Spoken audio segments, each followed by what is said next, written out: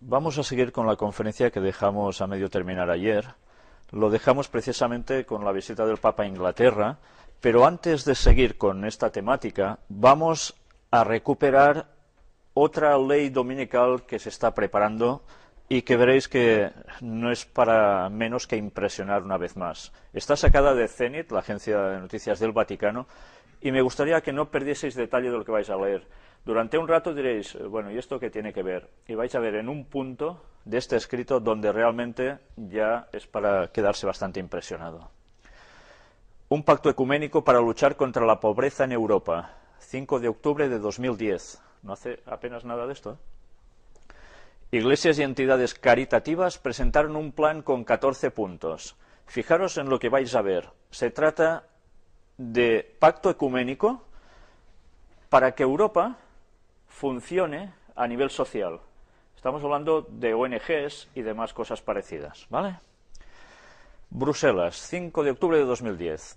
La frase del Éxodo 23:6, no violes el derecho del pobre en sus pleitos, es el título de un informe presentado este jueves en el Parlamento Europeo por las principales iglesias europeas y sus organizaciones. Fijaros, está hablando de iglesias que tienen organizaciones de ayuda humanitaria. El informe es el resultado de un acuerdo entre las principales entidades cristianas del continente para unirse en la lucha contra la pobreza. Muy bonito, ¿verdad? Cuando ves este planteamiento es perfecto. Nadie se puede negar a esto. El texto contiene 14 recomendaciones políticas dirigidas a la Unión Europea y sus Estados miembros con el fin de reducir radicalmente la pobreza en Europa y fue presentado durante una conferencia convocada por el presidente del Parlamento Europeo, Jerzy Buzek, que contó con 150 participantes. El informe subraya la experiencia y las convicciones comunes de las principales iglesias presentes en Europa, de Cáritas y otras entidades caritativas confesionales, y analiza los diferentes aspectos, causas y consecuencias de la pobreza. Presenta las recomendaciones comunes de Cáritas Europa, la Comisión Iglesia y Sociedad, de la Conferencia de Iglesias Europeas, el secretario de la Comisión de Episcopados de la Comunidad Europea, COMECE, y Eurodiaconía. El objetivo de estas recomendaciones es reforzar la Europa social. Fijaros que son iglesias pidiendo todo esto, ¿eh? Y todos juntos. Miembros de los principales grupos políticos del Parlamento Europeo, así como representantes de la Comisión Europea y de la presidencia belga de la Unión Europea, acogieron positivamente estas propuestas. Lo han acogido positivamente. Tras publicar este informe sobre la pobreza y elaborar sus recomendaciones, las 4 entidades cristianas ofrecieron a quienes están en puestos de decisión en las instituciones europeas la posibilidad de una cooperación permanente para trabajar en la realización de la tarea ambiciosa, pero necesaria, de la erradicación de la pobreza en este continente. La primera de estas recomendaciones es la implementación de una nueva cláusula social en el Tratado de la Unión Europea con el fin de asegurar las condiciones necesarias a cada ser humano para que pueda vivir en un modo acorde con su dignidad humana. Fijaros, se tiene que poner una cláusula nueva en el Tratado de la Unión Europea que incluya todo esto. Veremos qué más tiene que incluir. En su segunda propuesta, los líderes cristianos sugieren que el presidente del Consejo Europeo refleje en sus informes al Parlamento Europeo tras cada reunión del Consejo cómo se ha aplicado la cláusula social. Proponen también que la Agencia de la Unión Europea para los Derechos Fundamentales centre su programa de trabajo de los próximos años en aspectos relacionados con el capítulo 4, Solidaridad, de la Carta de Derechos Fundamentales de la Unión Europea. Asimismo, piden que se asegure el acceso universal a los servicios sociales y de salud en el ámbito de la Unión Europea, en cooperación con las iglesias, cáritas y organizaciones confesionales de ayuda. Otras recomendaciones se refieren a desarrollar un sistema de salario mínimo de supervivencia para todos, adoptar una visión a largo plazo para afrontar el problema de las personas sin techo o con infraviviendas, promover un consumo alternativo basado en la moderación y la generosidad. Hasta aquí todos estaríamos de acuerdo, ¿no? Bueno, es lógico. Proponen el reconocimiento de la economía informal y cuantificar la economía de la vida usando una nueva metodología e indicadores que se centren en medir el impacto de la pobreza y la exclusión social en los hombres y las mujeres. Promover el voluntariado e incrementar el reconocimiento del trabajo no pagado en la familia y el sector de cuidados por medio del derecho a una pensión y el reconocimiento de cualificaciones informales es otra de las recomendaciones. Las iglesias y entidades caritativas subrayan la necesidad de apoyar a las familias, recordamos el término familias, como últimamente lo oímos mucho, en riesgo de pobreza, especialmente aquellas que tienen 3 o más hijos. Y atención ahora, recomiendan proteger el domingo como un día colectivo de descanso para la sociedad y con el fin de proteger la salud de los trabajadores y como una premisa para una sociedad más participativa. Y ahí vamos demasiado bien. Aquí sale el quid de la cuestión. Todo muy bien, pero con el domingo como descanso para todos. Si ya no estás en consonancia con esto, automáticamente parece que rechazas todo lo demás. Por tanto, vas a ser bien tildado, seguro. Ya peligra. La futura plataforma europea contra la pobreza, señalan los líderes cristianos, debería implicar activamente a representantes de la sociedad civil y a las iglesias, incluyendo a los proveedores confesionales de servicios. La última sugerencia propone invertir más en la protección de quienes viven en la pobreza con el objetivo de reducir su número. Pues yo digo que la Iglesia Adventista del Séptimo Día, que tiene ADRA como ayuda humanitaria, ONG, ¿qué va a hacer con todo esto? O se suma o se resta. Si se resta, problemas. ¿Cómo podemos decir nosotros? Estamos de acuerdo en todo, pero el domingo no es el día de Dios, es el sábado. Por tanto, no vamos a afirmar todo esto, no podemos apoyar esto. ¿Sabéis por qué se está haciendo esto? Tengo contacto con personas que están en ONGs y ellos saben que tiene que haber una partida multimillonaria para toda Europa de ayudas a ONGs para que a través de ellos se haga precisamente todo este apoyo social. Es muchísimo dinero en juego. Y las ONGs también tocan ese dinero. Por tanto, todos quieren participar de este corte del bacalao. Porque en todos sitios, como se suele decir por aquí, hay mamoneo. Gente que quiere extraer todo lo que puede. No todos, por supuesto. Hay gente muy noble en estas labores, ¿no? Pero en definitiva, va a esto. Las ONGs están participando de este dinero. ¿Qué harán los adventistas del Séptimo Día con ADRA? ¿Estarán en este acuerdo? Si esto es realmente así, hemos de ver un planteamiento muy serio en qué hay que hacer. Pues bien, es una noticia que ya veis, hace prácticamente un mes de ello. Poca trascendencia ha tenido, se está llevando todo a unos niveles muy cerrados. Pero esto ya está en funcionamiento y se prepara la ley dominical por un estado de bienestar para sustentar todo lo que se pueda a Europa, a la gente que lo pasa mal. Como diremos nosotros, no podemos participar de eso con vosotros. ¿Cómo nos van a considerar? Trampa perfecta, Trampa perfecta. Pues bien, como creo que ya os he dicho más de una vez que ya podemos ir preparándonos porque todo se nos viene encima, vamos a seguir también con alguna noticia más, estas relacionadas con el espiritismo. Y ya sabéis que según la profecía el espiritismo iría en un auge hasta el fin del tiempo, que ya no lo pararía nadie. Y vamos a ver precisamente los fantasmas gay que los niños adoran.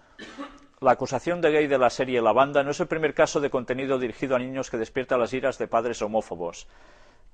Bueno, parece ser que aparece asuntos de homosexualidad en todos estos dibujos, que van dirigidas a un público infantil y juvenil, que cada vez también ven más gente mayor, por supuesto, porque han ido creciendo con esto ya. Y no solo esto, sino que además hay contenido todo como los Caballeros del Zodíaco. ¿Por qué Zodíaco? todo va relacionado con lo mismo, es espiritismo. Hay gente que se cree que una cosa no tiene nada que ver con otra, pero realmente es así. Algún día, si consigo esa imagen que se me borró, os voy a mostrar cómo hay un trono, una silla papal en el Vaticano, donde encima, precisamente, en forma de arco más o menos, hay todos los signos del zodíaco puestas sobre él. Porque ya sabemos que el papado en el fondo es los misterios de la antigüedad de Babilonia, siguen siendo esa transmisión a través de ellos. Normalmente esto la gente que es católica no lo sabe, no tiene ni idea. Pero investigando un poco es cuando las cosas salen, ¿no?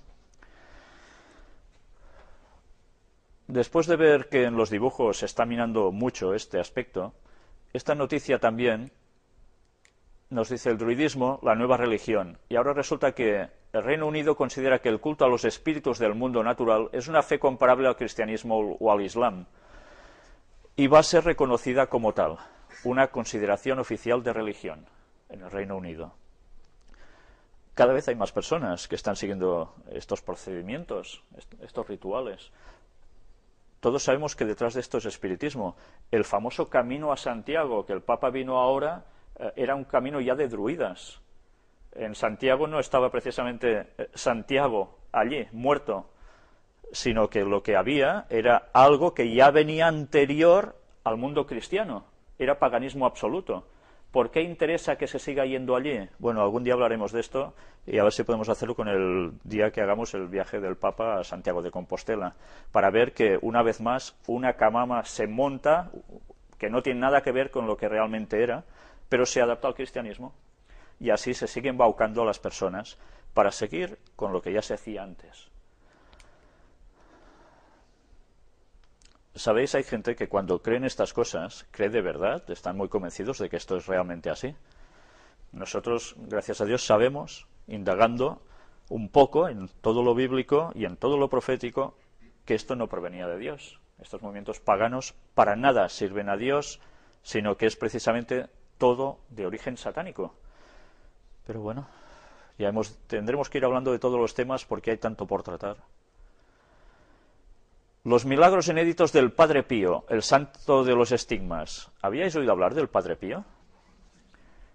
Es un padre que era confesor de un papa incluso. ¿Sabéis? Los papas a veces también tienen su confesor. Pues este señor tenía cosas realmente impresionantes. Pues vamos a leer la noticia aquí, sacada de Zenit, del propio organismo del Vaticano.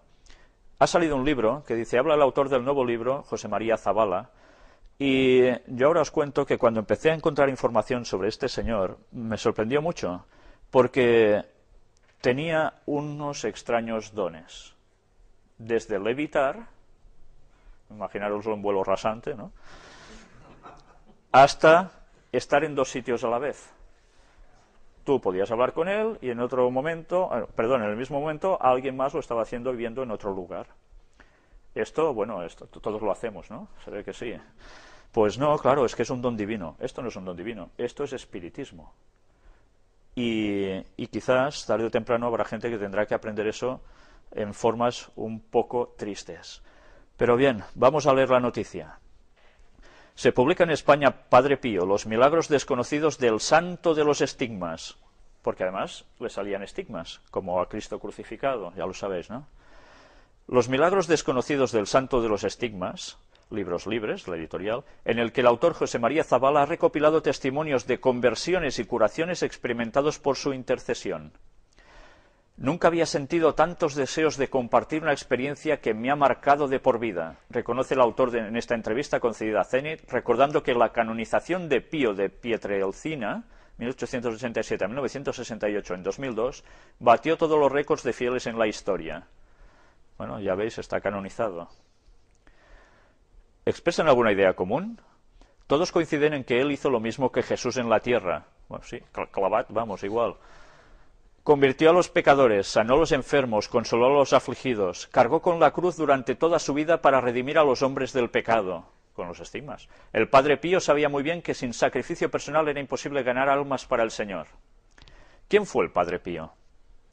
Un regalazo que Dios hizo a los hombres en pleno siglo XX para que sigan creyendo en él. Eso es un regalazo. Pues, sí que es un regalazo, pero de Dios es otra historia. Es imposible acercarse con sencillez y sin prejuicios a su figura y permanecer insensible. Evidentemente, insensibles no vamos a quedar. Conozco a mucha gente cuya fe estaba muerta por falta de obras y que por intercesión suya está ahora muy cerca del Señor, reza y es feliz haciendo felices a los demás.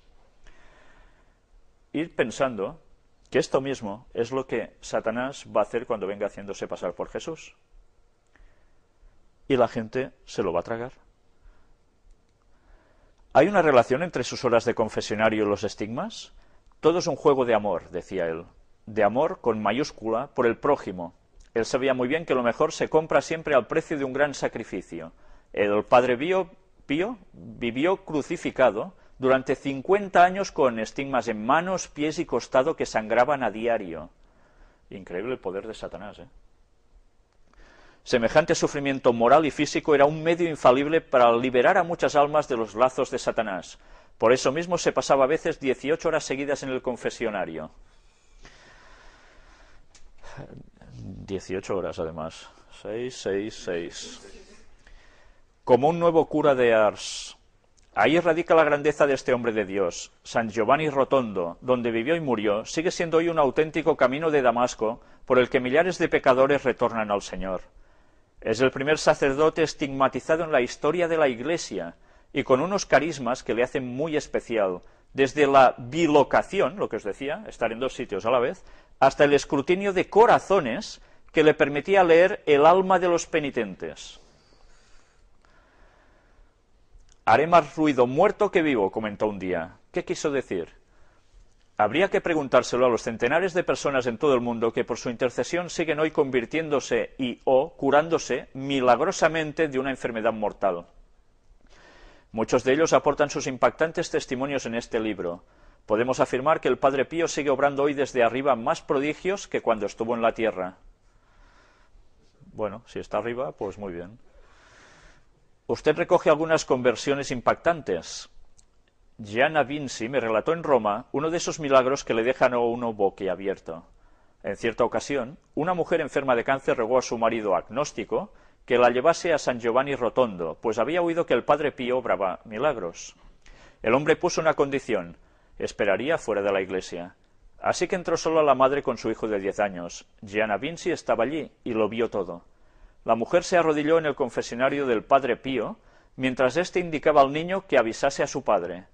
El chiquillo obedeció. «Papá, te llama el Padre Pío», le dijo en la puerta.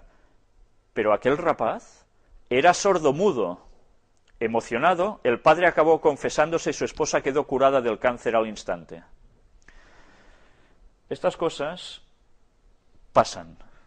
No es solo, bueno, esto se lo inventan. No, son milagros. Pero sabemos, como dice la Biblia, que hay milagros engañosos, porque provienen de Satanás, no de Dios. Fijaros, ¿recordáis el texto de Isaías 8:20? A la ley y al testimonio, si no dijeren conforme a esto es porque no les ha amanecido. Y ellos, ni ley, ni el testimonio de Jesús. Contradicen los 10 mandamientos y encima hacen cosas que no son de los caminos del Señor. Por tanto, ¿cuál es el secreto de la popularidad de este santo? El amor por los demás, insisto. El Padre Pío sigue recogiendo hoy los frutos de su siembra desde el cielo. Bueno, en Italia puede sentir el gran cariño que la gente profesa a este pedazo de santo. Al regresar a Madrid, mientras facturaba las maletas en el aeropuerto, un policía empezó a poner pegas, pero en cuanto vio el retrato del Padre Pío que llevaba para un amigo, me dejó pasar con una sonrisa. Menudo salvoconducto, pensé. A mí me recuerda esto a gente que hace lo mismo con el pasaporte de masonería. Al momento en que lo enseñan, ¡hala!, adelante, no hay problema. ¿Va siendo conocido fuera de Italia? Espero que este libro sirva para darle a conocer más en España, donde ya ha hecho unos cuantos milagros. En Argentina, México, Chile o Filipinas cuenta cada vez con más devotos. ¿Qué significa este libro en el conjunto de su bibliografía? Es sin duda mi obra más importante. Nunca había sentido tantos deseos de compartir con los lectores una experiencia que me ha marcado de por vida. Dicen que cuando el Padre Pío levanta un alma, ya no la deja caer más. Bueno, pues eso mismo he comprobado yo en mi propia carne. Invito a todo el que quiera, por muy escéptico que sea, a conocer a este hombre de Dios. Le aseguro que no quedará indiferente. Decíamos que la recristianización ha empezado, la recatolización. Lo están usando todo. Iremos viendo más noticias donde ellos ya están trabajando en este ámbito. Y ante estas expectativas de milagros que sabemos que van a ir a más, nadie verdaderamente quedará indiferente. Todo el mundo deberá tomar una opción. Pero lo que sí está claro es que los ateos van a desaparecer del mapa. Porque viendo lo que se va a ver en este mundo, o se creerá en una cosa o en otra. Pero se va a creer. Pero solo hay dos señores, o Dios o Satanás. Y quien quiera decir, no, no, yo voy por libre, no hay libertad. Eso es la utopía que todo el mundo quiere tener, que no puede ser. Da Vinci, Van Gogh, Kahlo y otros conversarán de arte. ¿Sabéis qué es esto? Cuando me pasaron esta noticia, la verdad es que me quedé atónito. Resulta de que se forma... Bueno, vamos a leeroslo porque es interesante. Frida Kahlo y Vincent Van Gogh podrán discutir sobre distintas técnicas y teorías artísticas cuando se convoque a sus espíritus en la próxima Feria de Arte Fries que tendrá lugar en Londres a mediados de octubre. Esto ya ha tenido lugar, Marcel Duchamp, Leonardo da Vinci y Jackson Pollock también intercambiarán puntos de vista en el evento, pero la conversación resultará verdaderamente interesante si uno cree en la realidad paranormal, los fantasmas y los médiums.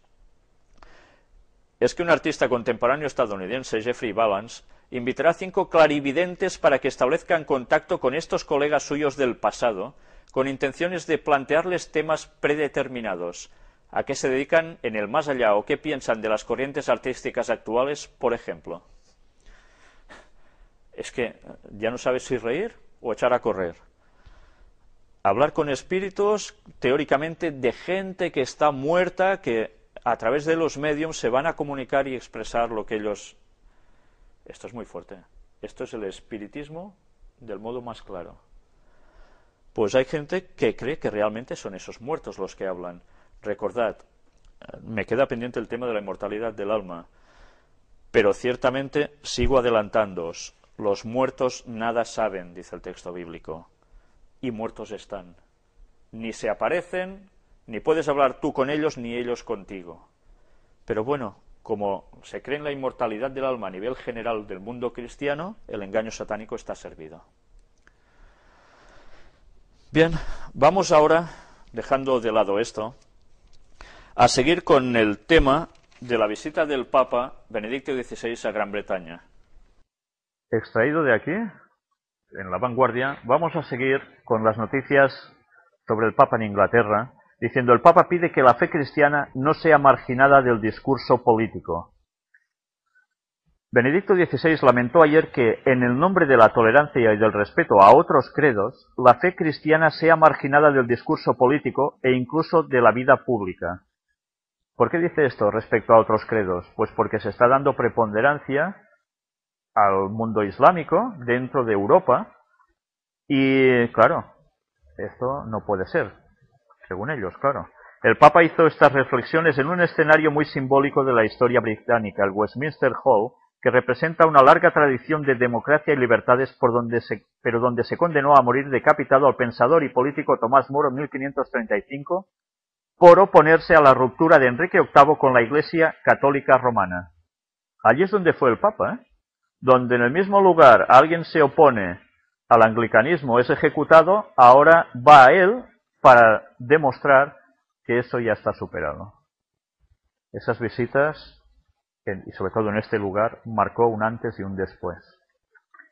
Era el discurso más esperado de la visita de 4 días de Joseph Ratzinger al Reino Unido. Habló ante la élite política, cultural y empresarial del país. También estaba presente el cuerpo diplomático. Reivindicar el papel de la religión, en particular del cristianismo, naturalmente, como guía ética de la acción política y como correctivo de la pura razón y el pragmatismo. El cristianismo es la solución definitiva. Y es cierto, es la solución definitiva. Otra cosa es lo que ellos dicen. Según Benedicto XVI, el simple consenso social es una base demasiado frágil para las democracias y defendió el legítimo papel de la religión en la plaza pública. ¿Qué quiere decir? Pues que el católico ya tiene que manifestar abiertamente muchas cosas y participar públicamente de muchos actos. Hacerse notar. Advirtió que sin la religión, la razón aplicada a la política puede caer en distorsiones, en manipulaciones ideológicas, a veces fatales, como totalitarismos del siglo XX, que atenten contra la dignidad de la persona humana. Fijaros hasta qué extremos dice que se puede llegar, ¿no? Hay quienes pretenden que la voz de la religión sea silenciada o al menos relegada a la pura esfera privada, dijo. Mencionó, por ejemplo, los intentos de suprimir celebraciones navideñas o de obligar a cristianos que ocupan cargos públicos a actuar contra su propia conciencia. La jornada londinense de Benedicto XVI se inició con un encuentro con educadores católicos y una reunión con líderes de otras religiones. No solo iba a hablar con los anglicanos, de otras religiones. Me gustaría saber quiénes eran los participantes de estas otras religiones. El mundo necesita buenos científicos. ¿Por qué dice esto el Papa? Porque había habido la controversia con Stephen Hawking. Pero la mirada científica se haría peligrosamente estrecha si ignorara la dimensión religiosa o ética, al igual que la religión se queda estrecha si rechaza la contribución legítima de la ciencia para entender el mundo, aseguró Joseph Ratzinger. A los líderes de otras religiones hizo reflexiones parecidas. Recordó que ni las ciencias naturales ni las humanísticas pueden responder a la cuestión básica de explicar nuestro origen y nuestro destino, por qué y para qué existimos. El Papa está siendo acogido con enorme expectación mediática y curiosidad popular. ¿Sabéis? Tengo un pariente que está viviendo allí y dice que se quedó alucinado de cómo cantidad de gente no paraba de hablar de la visita del Papa allí. Y todos son anglicanos básicamente, y algunos de ellos que están por donde él está viviendo son masones. Es un lugar de mucha masonería precisamente. Pues están en este plan, o estuvieron en este plan.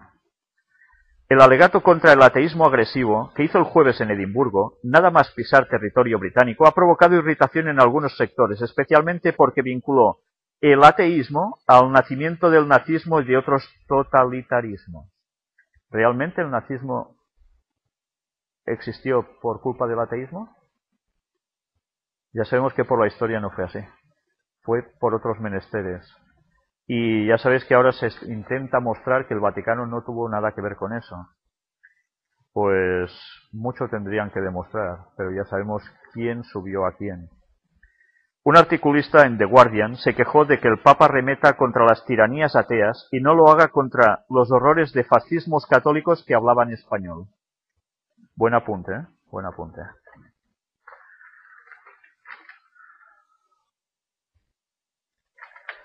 En este otro, los abusos avergüenzan al Papa. Y es algo curioso porque él empieza a hablar sobre los abusos de víctimas inocentes, etcétera, pero en este pequeño trozo, fijaros qué cosa nos dice. Asimismo reconozco con vosotros la vergüenza y la humillación que todos hemos sufrido la causa de estos pecados y os invito a presentarlos al Señor, confiando que este castigo contribuirá a la curación de las víctimas, a la purificación de la Iglesia y a la renovación de su inveterado compromiso con la educación y la atención de los jóvenes. Fijaros, los casos de pederastia, que ellos mismos empezaron a sacar a la luz, ¿vale?, utilizando distintos medios, no se han hecho otra cosa que para purificar a la Iglesia. ¿Pero en qué sentido? Pues en que públicamente tienen que demostrar que se están autolimpiando y que ninguna otra institución está haciendo eso. Todos los partidos están corruptos, los políticos, etcétera, etcétera, se habla solo de esto por todas partes, pero ellos se purifican, quedan limpios. Por tanto, van a tener el derecho moral por encima de los demás. Es lógico, es una jugada maestra. Pero sí que es cierto que esto está causando que muchas personas se planteen si realmente una institución que durante tantos siglos de historia ha hecho lo que ha hecho, puede ser proveniente de Dios o no. Y ese es el momento que nosotros tenemos a una hora para decir lo que debemos decir. Porque dentro de poco esto se va a invertir. Y esos momentos de pequeña bonanza que aún tenemos para poder decir las cosas, se nos van a terminar. Y deberemos seguir diciendo lo mismo, pero en los peores momentos de la historia. Aprovechemos ahora que aún podemos. Pero esto se acaba. La profecía es muy clara al respecto y no va a fallar. En este encuentro hubo dos españoles influyentes, laicos más influyentes en el catolicismo de Gran Bretaña. Miriam González. Ella es la esposa del viceprimer ministro, el liberal demócrata Nick Clegg. Están en el poder. Miembro del Opus Dei. Tuvo un papel relevante en defender a la institución cuando apareció el Código Da Vinci. Es portavoz de la causa de beatificación del cardenal Newman y cofundó Catholic Voces Católicas, un grupo de católicos dispuestos a salir en los medios en defensa de la Iglesia. La esposa de alguien que está en el poder. Bueno, pues es normal, ellos van poniendo a sus personas donde les toca para desempeñar su función. Ellos no pierden el tiempo, por supuesto.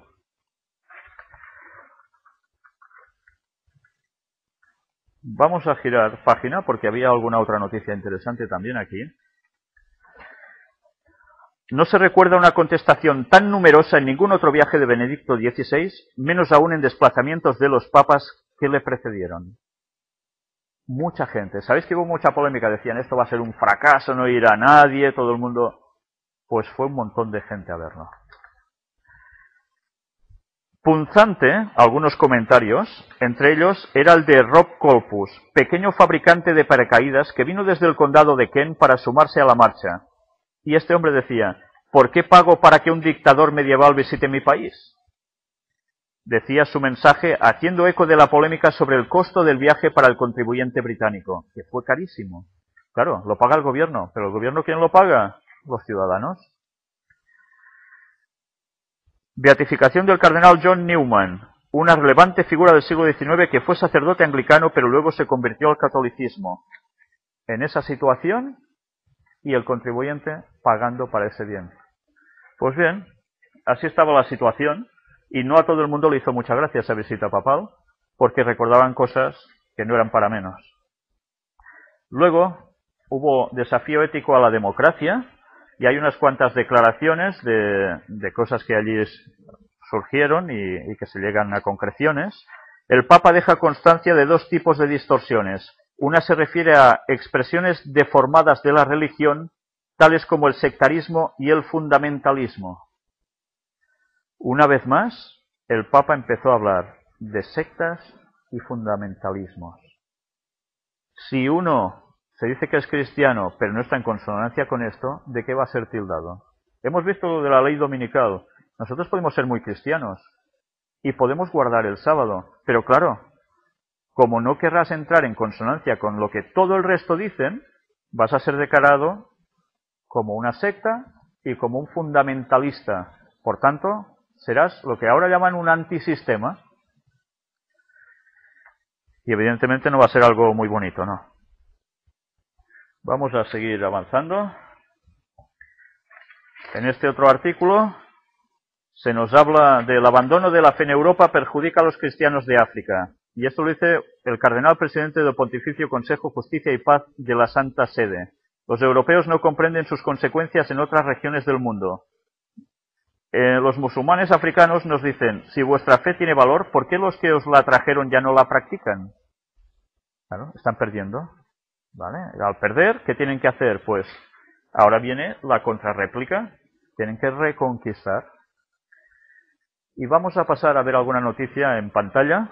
En esta noticia vemos como el líder anglicano ve bien ordenación de obispos gays si son célibes. Aquí tenéis a Rowan Williams, el que se entrevistó con el Papa, que hicieron ese encuentro histórico. No sé, da una cara también de buen rollo, ¿verdad?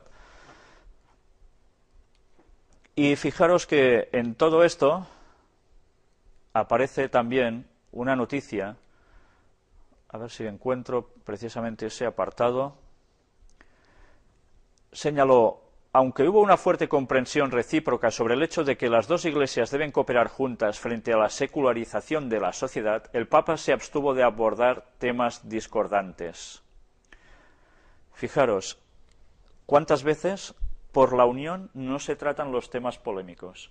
Solo se trata de lo que conjuntamente se puede estar de acuerdo, pero todo el tema discordante queda al margen, no importa, eso es lo de menos. Lo importante es trabajar juntos contra la secularización de la sociedad, esa sociedad que ya no cree en Dios, que pasa de todo. Pues bueno, esta es contra la que ellos trabajan conjuntamente. Fijaros cómo esta unión de cristianos, básicamente el secumenismo, va a ser así. Las cosas que sean doctrinas un poco peliagudas, bueno, esto lo dejamos ya más de lado y lo importante va a ser trabajar juntos con un objetivo.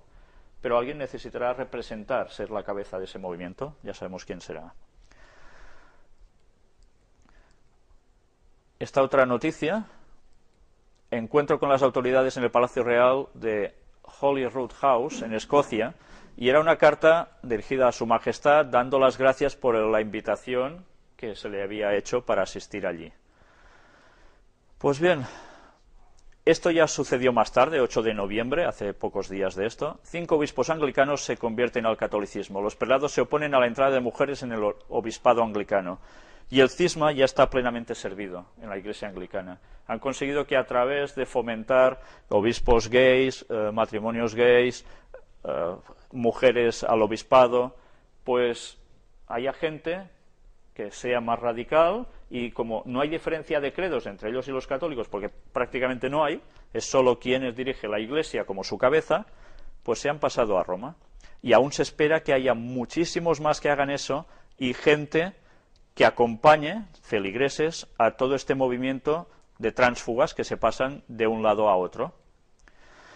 Bien, este era el tema de la visita del Papa a Inglaterra, que ya es para ir poniéndonos en situación y decir: todo se nos viene encima. Están terminando de cerrar su mercado de poder. Luego veremos más adelante, en una próxima conferencia, toda la visita del Papa a España, que ha seguido con la misma tónica, pero ha dejado unas perlas aún más importantes. Ahora vamos a hablar del movimiento del Tea Party.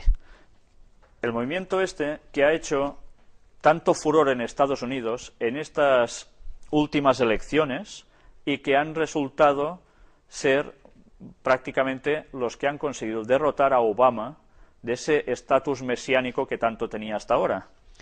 Antes de empezar con ello, quiero que leáis un texto conmigo en Apocalipsis capítulo 13, versículos 11 y 12.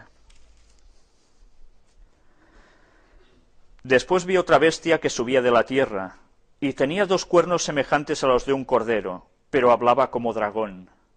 Recordemos que en profecía este es el poder de Estados Unidos. Surge como un cordero, algo inocente, pero luego habla como un dragón. Hay una transformación. Y ejerce toda la autoridad de la primera bestia en presencia de ella. La primera bestia es el Vaticano.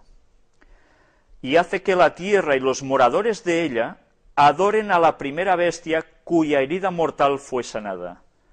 Quien va a dar el poder mundial, obligando a todos a seguir por el mismo rasero, va a ser Estados Unidos. Ese poder no lo va a perder Estados Unidos. Y todo el mundo va a ser doblegado a adorar al Papa. Pero para que eso suceda, es necesario que en Estados Unidos hubiese un cambio. Y ese cambio se está produciendo a través del mundo prácticamente protestante, que, como decíamos ayer, son los que realmente cambian su dimensión respecto al papado. Pero ¿en qué modo? ¿En qué modo hacen eso? ¿Solo lo hacen ellos o hay otra mano detrás trabajando en todo esto? Pues sí que la hay, sí que la hay. Y también veremos cómo hay propia mano del catolicismo detrás, trabajando siempre por debajo.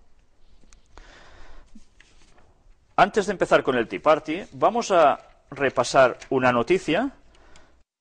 Esta noticia, del 31 de enero de 2010, si la recordáis, vemos a Zapatero, que fue a Estados Unidos. ¿Y qué hizo en Estados Unidos? El desayuno de oración, un acto social organizado por un grupo opaco. El controvertido acto, que se remonta a 1953, refleja la influencia cristiana en Washington. El grupo organizador es comparable al Opus Dei según un especialista. La opinión de Clinton, el jefe de The Family, es como un guía al margen del partido La Fe, señala. Y este grupo, que en verdad no es del gobierno, hacen sus actos que parecen que realmente son actos gubernamentales. Y de esto participó Zapatero. Aquí sigue la continuación. Es un movimiento totalmente religioso, cristiano. Zapatero ya fue allí. ¿Pero por qué? Porque no está denotando otra cosa, que esta gente está influyendo en el sistema gubernamental de Estados Unidos. ¿Para qué? Para que todas sus leyes vayan hacia el mundo cristiano, encaradas así, que se legisle cristianamente. ¿Pero es el único movimiento? No. Hay otro, el Tea Party. Y de él vamos a hablar. Pero, como sabéis y como os dije una vez, siempre se fomenta algo, una cierta controversia, para que luego se dé una solución, ¿verdad? ¿Qué pasó en Estados Unidos precisamente más o menos en la época del 10 de septiembre de este año? ¿Recordáis esto? ¿Quién es este señor? El pastor anula la quema del Corán. La presión de Obama frena los planes que pusieron en alerta a Estados Unidos. Este pastor de una iglesia cristiana evangélica, de tan solo 40 o 60 miembros como mucho, la lió muy gorda. Aquí aparece fotografiado al lado de un póster de Braveheart, de alguien vestido en plan musulmán, con metralleta y en plan terrorista, y él aparece con la pistola en la mano. Casi nada, ¿eh? Imaginaros, entras a la iglesia y ves al pastor. La espada del espíritu, en sentido literal, ¡pam, pam! Madre mía. Pues bien, ¿qué pasó con esto? Se creó una polémica de que este señor quería quemar los Coranes. Y bueno, todo el mundo, Obama, el Papa, todos diciendo, no hagas eso, porque es ir a atentar contra otra creencia y no debemos hacer eso. Y todo el mundo estaba en vilo. ¿Sabéis? Hay informes donde se comprueba cómo la CIA subvenciona a estas iglesias. Iglesias radicales, fundamentalistas, cristianas, que ven al mundo musulmán realmente como un enemigo a muerte. Pero, ¿por qué pasó todo esto? Porque antes Obama, ¿qué hizo? Pues dio por bueno que en la zona cero, donde habían las Torres Gemelas, se construyera, ¿el qué? Una mezquita. Y, claro, el ciudadano de a pie, que se ha creído a la perfección de que los musulmanes atacaron los fundamentalistas y hundieron las torres, pues tienen a ellos como un objetivo de enemigo total. Por tanto, se rebotan contra el mundo islámico. La situación ya está creada. ¿Y esto qué provoca en la sociedad norteamericana? ¿Qué va a provocar? Pues que la gente quiera una solución a eso. Es lógico. En este artículo, el Gran Tea Party norteamericano. Voy a situaros en lo que es el Tea Party. ¿Restablecer el honor de Estados Unidos? Esta juerga de patriotismo libre de impuestos fue ostensiblemente no partidaria, de lo contrario no podría haber sido libre de impuestos. El principal organizador y orador fue Glenn Beck, el presentador de radio y televisión populista de derecha, que prometió restaurar no solamente el honor de la nación, sino también los valores norteamericanos. Este movimiento dicen de que no tiene una cabeza visible, no está como organizado, pero mucha gente se añade a él. Pero sí que hay ciertas personas que son muy activos en su vida pública, presentadores de televisión, de radio, etcétera, etcétera, que utilizan su poder de transmisión a los medios públicos para levantar masas y cambios de pensamiento. La otra estrella fue Sarah Palin, la querida de las multitudes populistas del Tea Party. ¿Recordáis quién es Sarah Palin? Cuando hubo las elecciones de Obama con John McCain, perdió John McCain, ganó Obama. Pero John McCain tenía a su lado a una señora que no paraba de decir cosas y cogió una gran popularidad. Esta señora era Sarah Palin, una señora que dicen que es una fundamentalista cristiana, muy de derechas, y que está todo el rato abogando a favor del cristianismo y para que se legisle cristianamente, al igual que lo que hace todo este movimiento del Tea Party. El populismo en todas partes está impulsado por el miedo y el resentimiento, miedo a no tener poder, estatus o privilegios, y resentimiento frente a quienes las élites liberales educadas, los extranjeros que supuestamente nos quitan nuestros empleos, y los musulmanes, judíos, negros o inmigrantes ilegales parecen disfrutar de beneficios no merecidos. Fijaros, la situación de Estados Unidos es la misma que está viviendo Europa. Ahora, y en España mucho, se está cargando el muerto a la gente que viene de fuera, que nos quita el trabajo, que si no hay trabajo que se larguen, porque primero somos los de aquí. Claro, ese concepto que se entiende, que se llegue a razonar así, en verdad todo ha sido provocado y fomentado para que llegue a este punto, para que la gente pida una solución. Y la trampa perfecta otra vez ha funcionado. Los norteamericanos rurales, que viven en vastas planicies, desarraigados y aislados del mundo exterior, tienen una historia de expresar su anhelo de comunidad e identidad mística, reuniéndose en gran número en iglesias y carpas. Esto normalmente no lo vemos mucho en las películas, pero las ciudades que congregan a muchas personas que habitan allí, no es toda la población norteamericana.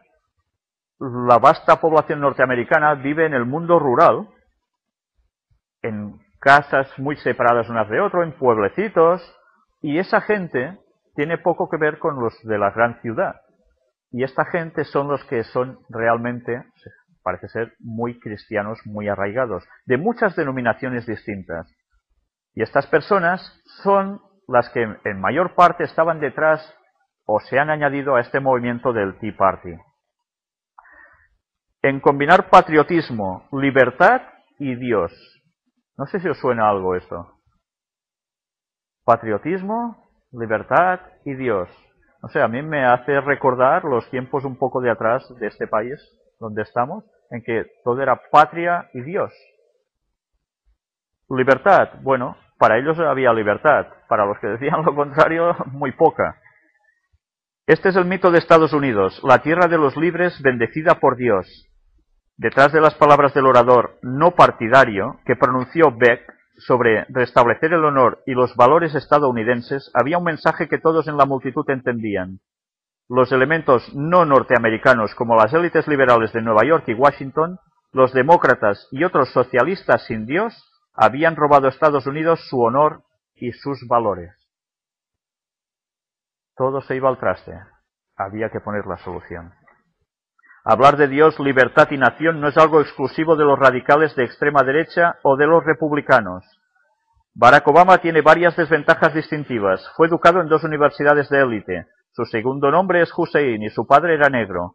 Cualquiera de estas características sería un estorbo en un momento de creciente populismo, pero la combinación de las tres es letal. El Tea Party, una agenda económica para los ricos, enmascarada como la salvación de los norteamericanos blancos que temen a Dios, lo sabe demasiado bien.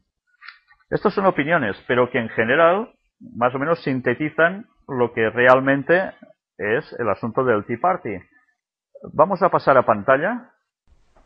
En esta noticia vemos cómo hubo un polémico mitin conservador ante la estatua de Lincoln en Washington. La ultraderecha reúne a miles de estadounidenses en el mismo lugar donde en 1963 Martin Luther King pronunció su mítico discurso «Yo tengo un sueño». Lo recordáis, ¿no?, que se ha leído tantas veces por televisión. Abraham Lincoln fue el presidente que liberó a los esclavos negros durante la Guerra Civil.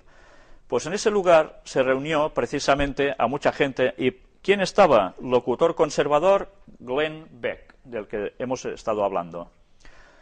La nación ha estado descarriada en la oscuridad durante demasiado tiempo, declaró ante la multitud Beck, que añadió: América ha comenzado a volver a mirar a Dios. Bueno, a mí como cristiano me parece muy bien, ¿no? Pero como sé que ese movimiento no es llevado por Dios precisamente, pues claro, utilizando el nombre de Dios se pueden decir muchas cosas. Pero cuando sabes lo que hay en verdad detrás de esto, la profecía nos lo deja muy claro. Bien, la cosa va siguiendo, añade a Sarah Palin por aquí. Fijaros, mira, Beck, quien ha conseguido congregar incluso a representantes del movimiento reaccionario Tea Party, como Sarah Palin, ha sido objeto de las críticas de iconos de la cultura afroamericana, como el reverendo Jesse Jackson, quien le ha acusado de humillar la tradición, según declaró el religioso a la cadena CNN. Palin, por su parte, ha sido presentada por Beck no como una política, sino como la madre de un soldado. Me han pedido que hable como la madre de un soldado y estoy orgullosa de esa distinción. Decid lo que queráis de mí, pero he criado a un combatiente y no podéis quitarme eso, dijo entre aplausos. Os suena a Rambo, ¿eh? La historia típica que veis que ellos moriría por mi país, ¿no? Pues bien, es eso. Bueno, la situación sigue aquí diciendo más cosas. Critican a Obama, lógicamente, como un socialista de tipo europeo y que está hundiendo a su país. Pero al margen de los intereses electorales, son varios los ministros que consideran que en España no hay un conflicto de libertad religiosa. En todo caso, habrá un problema por el concordato, suscrito con el Vaticano en 1953 y que regula las relaciones del Estado con la Iglesia Católica. ¿Por qué dice esto aquí? Pues porque hay gente que están diciendo de que en España también convendría un Tea Party, un movimiento muy parecido a este. Y ¿sabéis quién está opinando a favor de esto? ¿Recordáis la presidenta de la Comunidad Autónoma de Madrid, Esperanza Aguirre? Pues bueno, ella cree que eso sería muy positivo. Por cierto, algún rato cuando hablemos del Papa en la visita a España, vamos a tratar el tema del concordato de la Iglesia Católica con España, algo que estáis pagando todos vosotros, seáis o no seáis católicos. Pero bien, esto es otra historia. Vamos a avanzar un poco más. Todo esto, si lo podéis leer en casa, perfecto. Buscará un terreno común con los republicanos. Obama admite que le han dado una paliza. ¿Cuándo ha sido esto? Pues cuando, fijaros, el presidente de Estados Unidos admitió que los resultados de los comicios legislativos suponen una paliza. Obama reconoció la amplia victoria del Partido Republicano, que se hace con el control de la Cámara de Representantes y avanza 6 escaños en el Senado. 2 años después de ser elegido, Obama ahora lo va a tener realmente mal para poder seguir con su política. Bueno, todo esto ya estaba premeditado. Se ha utilizado a un personaje para decir ciertas cosas, para llevar a la opinión pública a un punto donde se quiera el cambio radical hacia la derecha radical ultracristiana. Es normal. Y ha tenido un efecto fantástico. El resultado ha sido genial. Tengo más artículos aquí sobre el Tea Party. Vamos a avanzar un poco más en este artículo. Obama telefoneó la pasada noche a los líderes republicanos en el Congreso, John Boehner y Mitch McConnell, a los que expresó su disposición a colaborar para encontrar terreno común, hacer avanzar este país y conseguir cosas en favor del pueblo estadounidense. Fijaros, como ahora solo no puede gobernar, necesita de un consenso. ¿Y a quién tienen ese consenso? Pues a estas personas. Vamos a ir viendo quién es, por ejemplo, John Boehner. Vamos a avanzar un poco. Fijaros, en una rueda de prensa en la que muchas preguntas se han quedado sin contestar por su brevedad, Boehner ha declarado que no ve por el momento ninguna dificultad a la hora de incorporar a los nuevos miembros del Partido Republicano que han llegado al Capitolio apoyados ¿por quién? Por el Tea Party. Este movimiento, que parecía que iba a ser nada, y ahora lo veremos en artículos, ha llegado a ser decisivo para cambiar el panorama del gobierno de Estados Unidos. John Boehner comparece ante la prensa el día después de que su partido republicano se hiciese con la mayoría en la Cámara de Representantes. Es este señor del centro.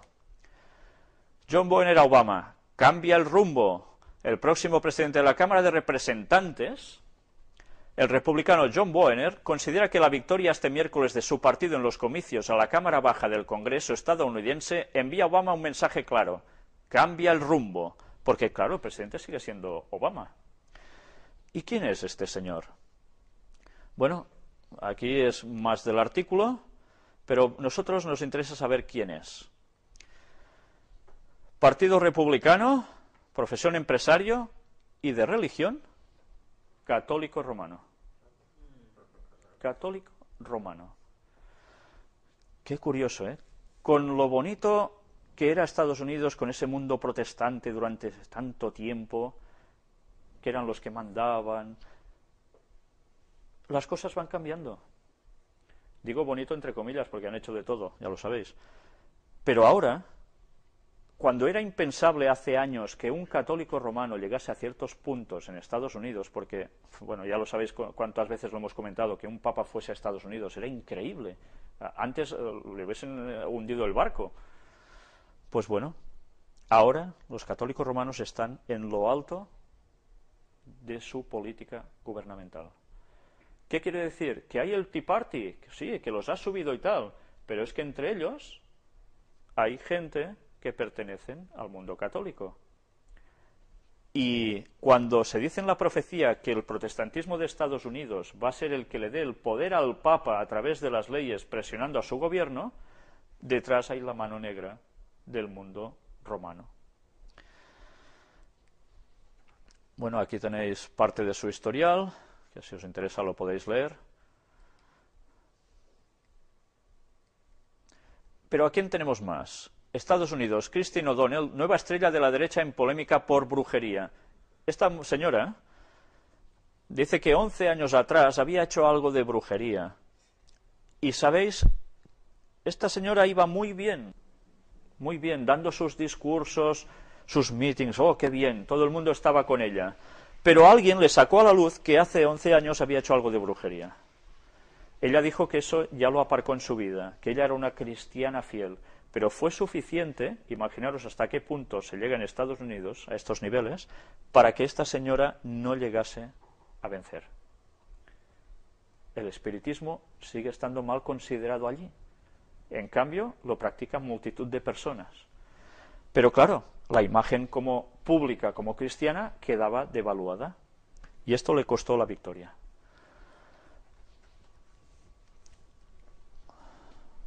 Las elecciones estadounidenses muestran que la política descuida los valores. Revelaciones con estudios de opinión del último libro de Carl Anderson. Esto está sacado de Zenit. Y fijaros lo que pone 4 de noviembre de 2010. Los resultados de las elecciones legislativas de este 2 de noviembre en Estados Unidos demuestran una fractura entre los valores del pueblo estadounidense y los intereses de su clase política, considera Carl Anderson, caballero supremo de los caballeros de Colón. Los caballeros de Colón es la orden católica, laica, más importante de Estados Unidos. Si recordáis la visita del Papa a Estados Unidos, ellos aparecen en ese estadio. Son los que prepararon muchas cosas de lo que el Papa iba a hacer allí. Son una gran fuerza en Estados Unidos. Y ya sabéis que están vinculados a... Bueno, ya lo sabéis de otras veces, no vamos a explicar aquí más cosas.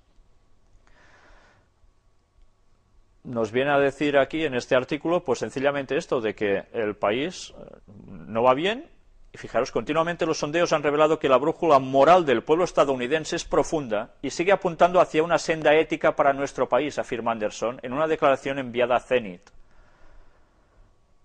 Pues lo que están diciéndonos es que ellos ven de que el pueblo norteamericano quiere la moral y que el gobierno no.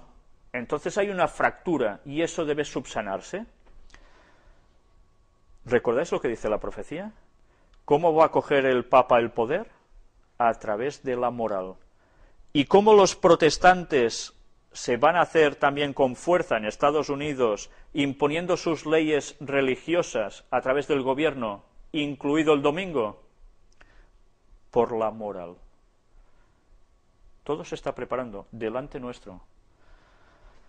No sé qué más esperamos a reaccionar y decir las cosas. Bien, pasamos ahora aquí, donde vamos a ver imágenes de periódico. Aquí tenéis precisamente a la señora que antes ha salido, Christine O'Donnell, pero también a su lado ha aparecido Marco Rubio. Y este señor sí que salió vencedor. De origen hispanoamericano, pero que claro, lleva una gran moral en su trayectoria, es un padre ejemplar de familia, había sido jugador de fútbol americano, algo muy bien considerado allí, su mujer una animadora, una cheerleader de por allí, pues claro, forma el típico, esto es América, ¿no? Claro, sí, sí. En este artículo, publicado en este magazine, nos dice la cocina del Tea Party. Y diréis, ¿la cocina del Tea Party qué pasa? ¿Que comen aquí o...? Bueno, pues ¿sabéis cómo empezó este movimiento? Pues empezó así, con gente que desde su cocina y sus lugares de trabajo, de los propios hogares, empezaban a comunicarse unos con otros y se empezó a montar el Tea Party. Un movimiento totalmente popular. Parecía que, mira, alguien saca la idea y todos se añaden. Ya sabemos que esto suena muy bonito, pero una cosa, si no está organizada por detrás, difícilmente se hace. Estos niveles populares que alcanza el Tea Party, evidentemente demuestran que hay algo más detrás. Y la prueba la vamos a tener y la profecía nos lo dice muy claro. ¿Ve cómo no somos todos unos palurdos? Sonríe Koch cuando revela su profesión, consciente de que los activistas del Tea Party a veces ofrecen una imagen de fanáticos, iletrados y excéntricos. Aquí se empiezan a defender. Hay gente que tiene el concepto de que son 4 catetos. Pues no, entre ellos hay gente también de muy bienestar, pero que se añaden a todo este movimiento. Hay de todo.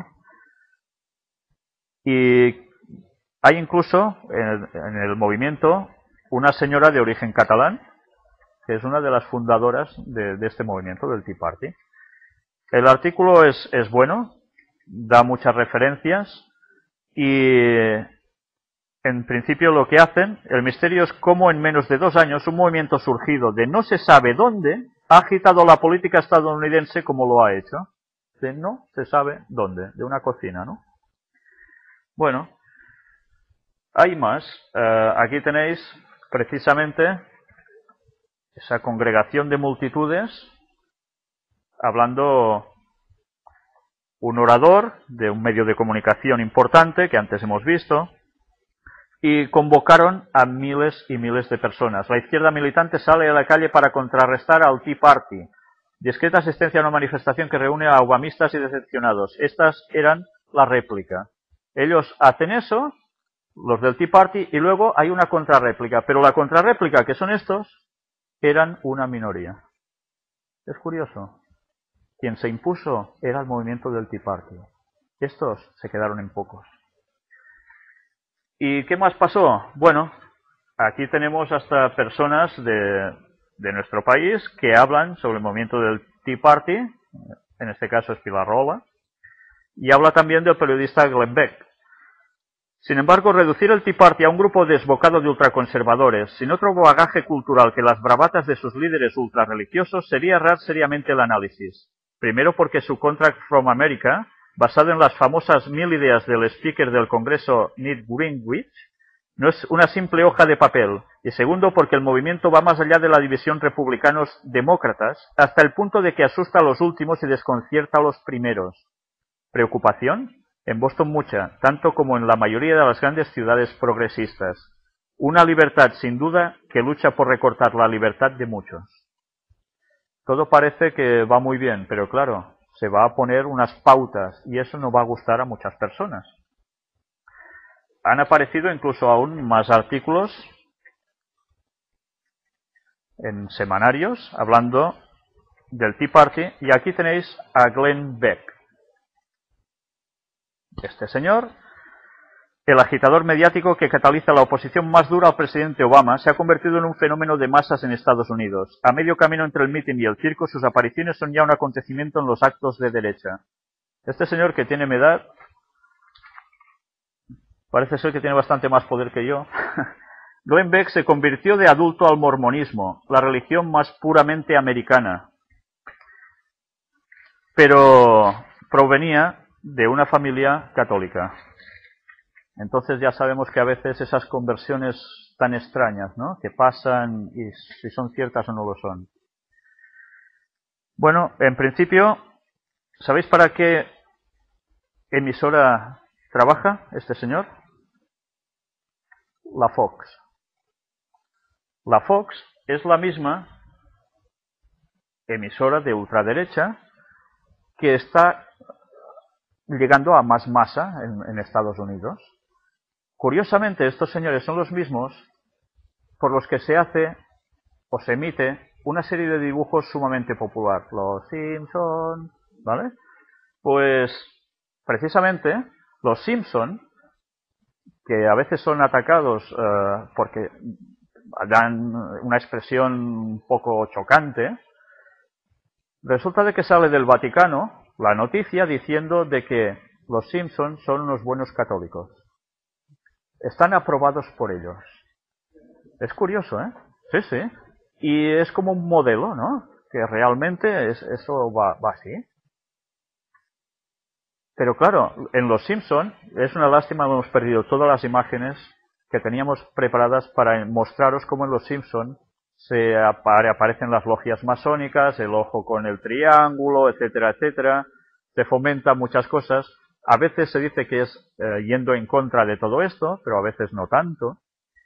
Y la verdad es que dices, ¿cómo puede ser que con todo esto se esté fomentando tanto Los Simpson, aprobado por el Vaticano, y resulta que son emitidos por una cadena de ultraderecha en Estados Unidos, por los mismos del Tea Party? Qué curioso, ¿eh? Cuando empezamos a tirar del hilo y las conexiones tan extrañas que hay. Pero ¿quién es el regente de la Fox? Aquí tenéis a este señor. Medios de derechas e izquierdas piden al gobierno Cameron que impida que el magnate sea el Berlusconi británico. Todos contra Murdoch. Y no es el Murdoch del equipo A, precisamente, ¿eh? Rupert Murdoch, nunca ha pretendido ser neutral, y su canal norteamericano Fox es uno de los pilares de la ultraderecha de Estados Unidos. Pues bien, este señor ahora se quería quedar con gran parte de los medios de comunicación británicos. Ha habido una polémica muy fuerte, pero su pensamiento lo quiere ir instaurando en todas partes. Pero ya veis su conexión, detrás Vaticano también, y teóricamente protestante. ¿De esto? ¿Te interesa? Otra fotografía, pues te la daré al final, si te va bien.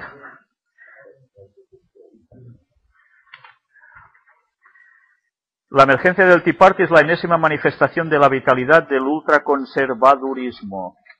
Vitalidad del ultraconservadurismo, ¿eh? No son bromas. Y vamos a terminar sobre el Tea Party. La emergencia del Tea Party es la enésima manifestación de la vitalidad de la ultraderecha norteamericana, a la que históricamente nunca le han faltado generosas fuentes de financiación. La diferencia actual es que también dispone de poderosas organizaciones mediáticas, mientras que los grandes iconos del periodismo liberal norteamericano sufren una evidente decadencia, quién sabe si irreversible. O sea que los que suben son ellos. Y voy a leeros unas citas de Helen White para que veáis cómo las cosas cuadran a la perfección. Esa misma clase de gente asegura que la corrupción que se va generalizando más y más debe achacarse en gran parte a la violación del así llamado Día del Señor, domingo, y que si se hiciese obligatoria la observancia de este día, mejoraría en gran manera la moralidad social.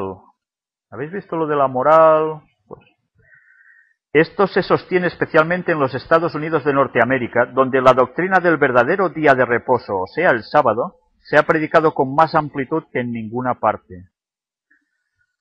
Pues estas personas son las que van a ir pidiendo el domingo como día de reposo. Familia, moralidad, la crisis general. Vamos a buscar otra cita. Todas están sacadas del libro Eventos de los Últimos Días. A ver si os encuentro. Las páginas están en la 130, la 137 o 140 aproximadamente. Esperaros a ver si encuentro, que me he perdido la otra hoja.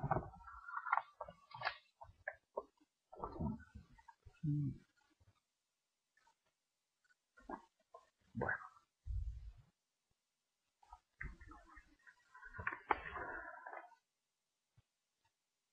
En los movimientos que se realizan actualmente en los Estados Unidos de Norteamérica, para asegurar el apoyo del Estado a las instituciones y prácticas de la Iglesia, los protestantes están siguiendo las huellas de los papistas.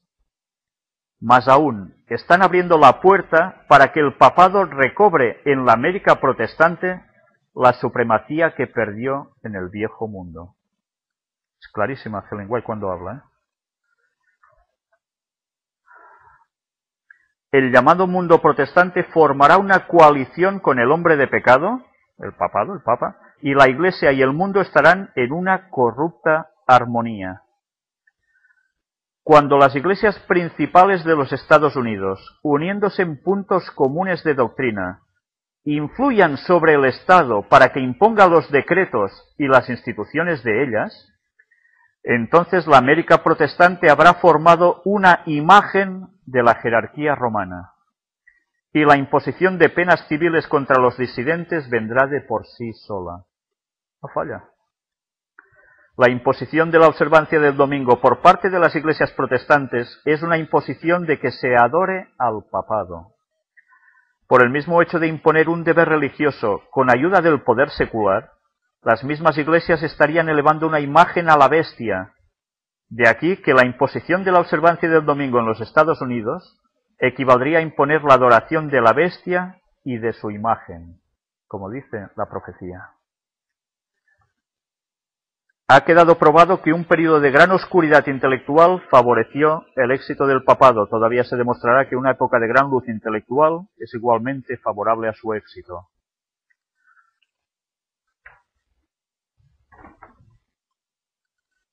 El protestantismo extenderá la mano de camaradería al poder romano.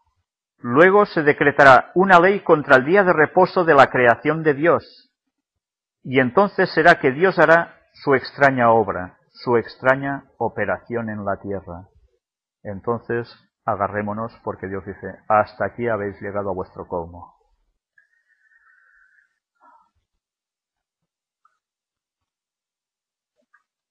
Y la última cita que os leo.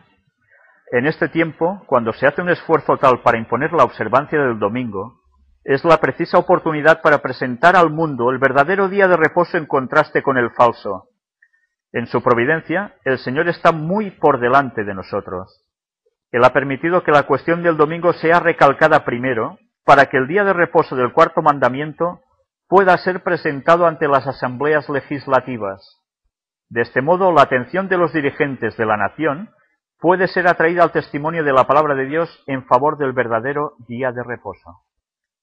Va a ser necesario que se llegue a la polémica cuando se diga el domingo día de reposo absoluto y los del sábado tararí. Y entonces los del sábado no, en momentos extremos. Y claro, la opinión pública va a oír de esto. Pero no solo la opinión pública, con el cual el mensaje va a llegar enseguida a todas partes, sino que además la gente que estará legislando conocerá la verdad del sábado a fondo y podrán decidir. Y de entre ellos, también Ellen White habla que muchos se van a convertir. Pero se necesitará una gran valentía, ¿eh? Porque es totalmente ir contra el sistema establecido mundial. Casi nada, ¿eh? Pues estos son los pasos que estos señores van a dar. Han entrado entre los partidos políticos, están llegando al poder, y en las próximas elecciones vamos a ver qué sucede, ¿no? Pero ya veis que ahora la cuestión de Estados Unidos, su política interna va a cambiar. Y vamos a entrar precisamente en el tema que veis, jesuitas y economía mundial, y quisiera hacerlo desde un texto bíblico que ya conocéis, cuando tocamos la profecía de Daniel, la estatua famosa de Daniel, del sueño del rey Nabucodonosor.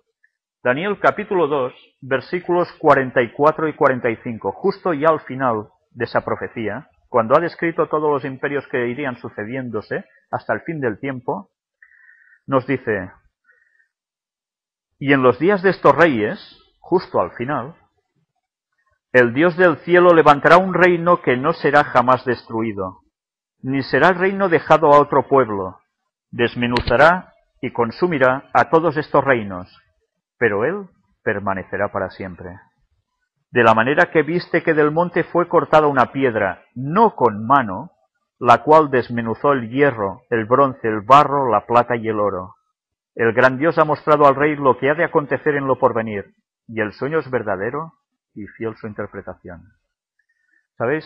Yo a veces no sé si reírme o sencillamente quedarme atónito cuando veo que las personas están autoconvenciéndose de que las profecías se cumplen porque hay gente que trabaja para que se cumplan expresamente. Decir eso es una falta de conocimiento, al menos, del texto bíblico y de la historia total. ¿Por qué? Alguien podía decir, incluso por nombre, como aparece más adelante en otros capítulos de Daniel, los imperios que irían surgiendo por nombre, cuando faltaban cientos y cientos de años. ¿De dónde surgirían además? ¿Qué harían? Caray, sería una mano negra muy bien tramada, ¿eh? Adivinando hasta los nombres, personajes, sus reyes, incluso algunos cómo se dirían. Es realmente impresionante. Hay cosas que el hombre no puede cambiar, no puede provocar por más que quiera. La mano de Dios sigue estando en el timón de la historia. Y Dios conoce el futuro, y como lo sabe antes de que suceda, pues nos lo está contando para que nosotros nos vayamos preparando. No hacer caso de la profecía bíblica pensando que todo es manipulación o que hay un parte de manipulación, lo único que hace es perderse de dónde está el norte. No hay otra. Satanás es muy astuto y sabe que cogiéndonos por este lado nos va a extraviar seguro. La verdad es muy clara aquí. Será cuestión de poner los codos en la Biblia y que las personas que creen que aquí dice tonterías o que demuestra un Dios tan malo, etcétera, se dediquen a estudiar de verdad los textos bíblicos y a comparar y a conocer la historia. Y se darán cuenta que esa hipótesis de que el Jehová antiguo, que sí es tan malo y tal, se darán cuenta que es el propio Jesús, que luego aparece en el Nuevo Testamento. Pero bueno, para hacer eso hay que buscar, hay que indagar, no conformarse en que, mira, los críticos dicen esto, yo me apunto a esta idea. No va así. Así no conoceremos jamás la verdad. O buscamos por nosotros, como estamos haciendo con todo lo demás, o lo vamos a tener claro. Nos van a confundir, y lo consiguen, y muy bien. Os he leído este texto porque denota que al final hay una serie de reyes que dan una autoridad suprema al papado. Y cuando ya eso está al máximo, es cuando termina todo. Aparece Cristo, justo en un gran conflicto.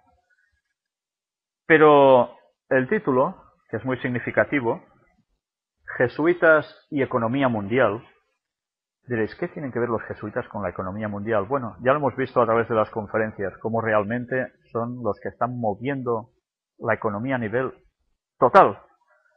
Y es curioso cómo este pequeño libro,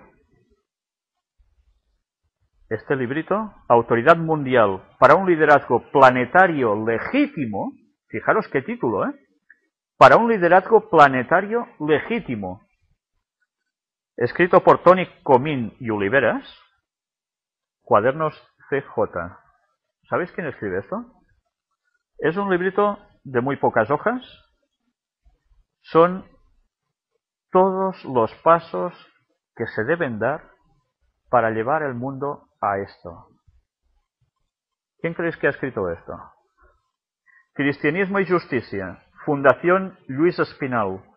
Es un centro de estudios promovido por la Compañía de Jesús de Cataluña, los jesuitas.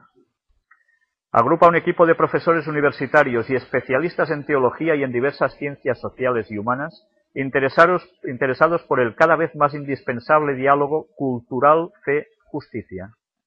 La colección de Cristianismo y Justicia presenta algunas de las reflexiones de los seminarios del equipo del centro o algunos de los trabajos de sus miembros y colaboradores. Editado en julio de 2005. Solo os digo que en el interior intentaremos volver a recuperar esta imagen escaneándolo otra vez, porque se nos ha perdido todo. Nos habla incluso de una noticia que ha surgido ahora, una renovación en el FMI, en el Fondo Monetario Internacional. ¿Sabéis? Esto ya aparece aquí 5 años atrás. ¿Vale? Cuando esta semana mismo ha salido la noticia, recuerda enseguida, mira, los jesuitas ya lo tenían planificado.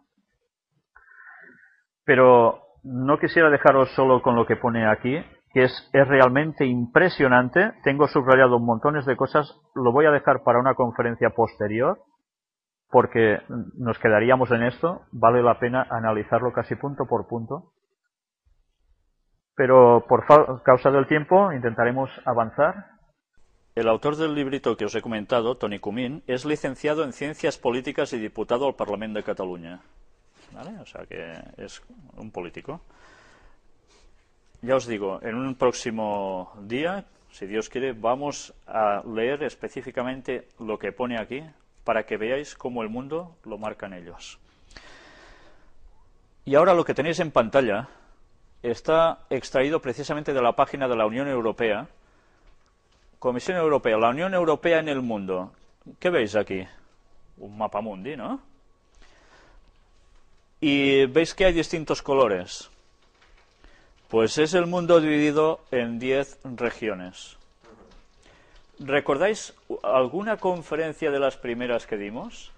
Donde mostramos cómo en un libro de 1990, escrito por Gaриca, Rumbo a la ocupación mundial, que os recomiendo que lo consigáis, aunque lo vais a tener muy difícil porque no se encuentra en ninguna parte, no sé si en Latinoamérica aún quizás se puede llegar a encontrar algo, en inglés sí que aún se encontraba alguno.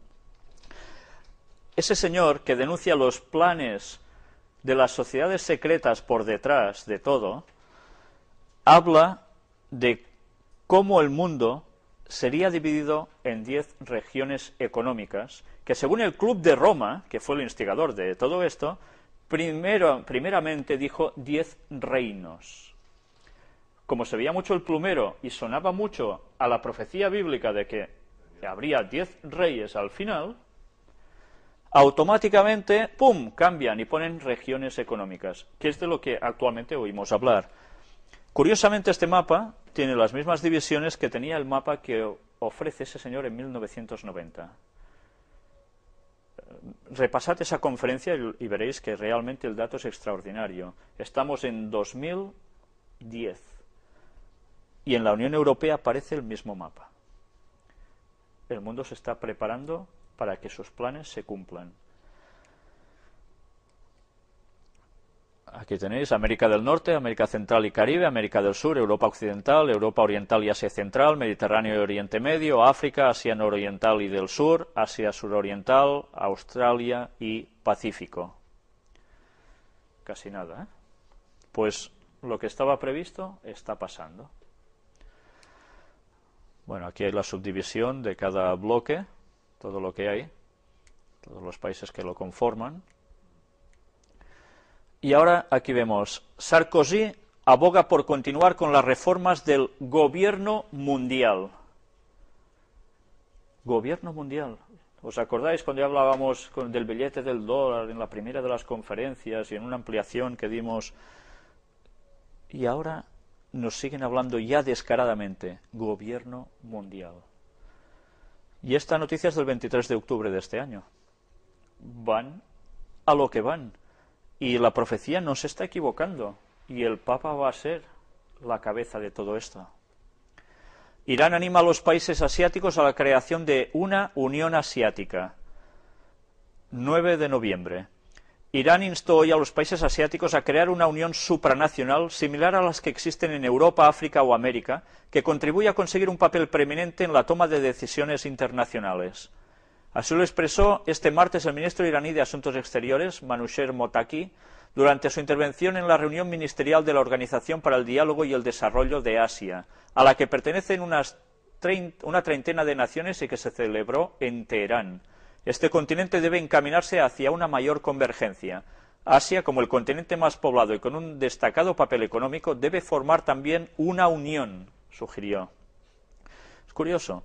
Debe hacer esta unión, etcétera, y el plano ya está hecho, ¿eh? Genial. Hemos presentado la idea en la reunión ministerial y varios países la han apoyado. Esperemos que la idea se propague por el continente y todos los estados la respalden, agregó. Creada en 1992, la ACDE pertenece a 31 países, situados en un área geográfica que se extiende desde la península arábiga a Japón, Filipinas y Camboya.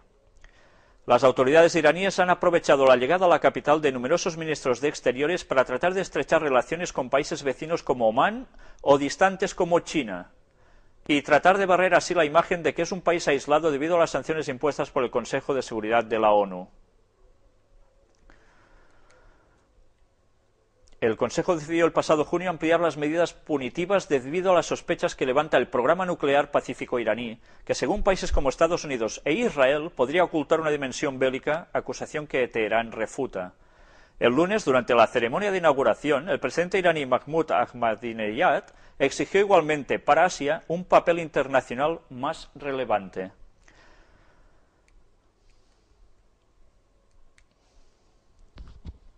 La banca central desata la Tercera Guerra Mundial. El petróleo y el oro se disparan. Ahora estamos en esta situación, 9 de noviembre. El oro está subiendo de valor impresionantemente. Aún dicen que va a subir más. ¿Has sentido notícia que ja es pot utilitzar l'or com a moneda fer transaccions? No, no. A partir d'aquest mes. Ho pots dir en castellà, sisplau? A partir de noviembre se empezará a utilizar el oro como moneda de cambio para hacer transacciones económicas, igual que puede ser el billete, la moneda, lo que sea. Vale. Sí, sí. Vale. O sea que ya estamos llegando al punto que decían de que el oro va a ser el patrón general, ¿no? Y si recordamos, el oro que se está extrayendo de las personas con la crisis, que todo el mundo se deshace de su oro porque tienen que vender lo que tenían, eso va quedando en otras propiedades, en otras manos. Pero recordemos una jugada maestra que hizo el Vaticano precisamente antes que empezara la crisis. Vender sus acciones de bolsa, que tenían en todos los lugares, incluso en esas fábricas de preservativos, a las que ellos luego achacan y les dicen de todo. Y curiosamente, empezaron a comprar oro. ¿Será que no tenían bastante oro? Pues aún compraron más oro, más oro. Nadie quería el oro, parecía que ya eso ha quedado como una moneda en desuso, ¿no? Pues gracias a que luego, de repente, empieza la crisis, explota la burbuja de Estados Unidos, etcétera, etcétera, el oro empieza a subir, subir, subir, subir, subir y subir. ¿Y quién ha acumulado más oro? ¿Quién es? El Vaticano. Por tanto, ¿a quién tendrán que recurrir como el dueño que mueve todas las cosas y la economía? El Vaticano. Si tienes el dinero, tienes el poder. En este caso, era de esperar, tenía que suceder eso. El petróleo, otra vez, en el punto de mira, también sube. ¿Y qué va a pasar? Pues más crisis, es lógico. Entonces, todo se está preparando para que verdaderamente algo suceda en este mundo a nivel catastrófico. El petróleo sigue siendo lo más buscado, mueve el mundo. Pues bien, aquí tenemos todo esto. ¿Digas? La noticia repite los errores de la Gran Depresión de los años Sí, 30. sí, se repite. Estamos siguiendo El mismo patrón de los años 30 pasa ahora. Sí, sí. Sí, sí. Nos llevan a lo mismo. Fijaros, Gran Depresión en un lado, el nazismo provocó guerra en Europa, o sea, se están cumpliendo más o menos los mismos, yo diría que esto eran las antesalas a lo que iba a ser, ¿no? Los primeros experimentos, ¿no? Sí, sí, siempre pasa igual. Y China, mientras, reduce artificialmente el valor de su moneda. Y ya hemos visto que en el G20 la polémica siguió, no se han llegado a acuerdos prácticamente de nada. Y bueno, ya podemos ir preparándonos. El patrón oro va a ser, bueno, lo que lo va a mover todo.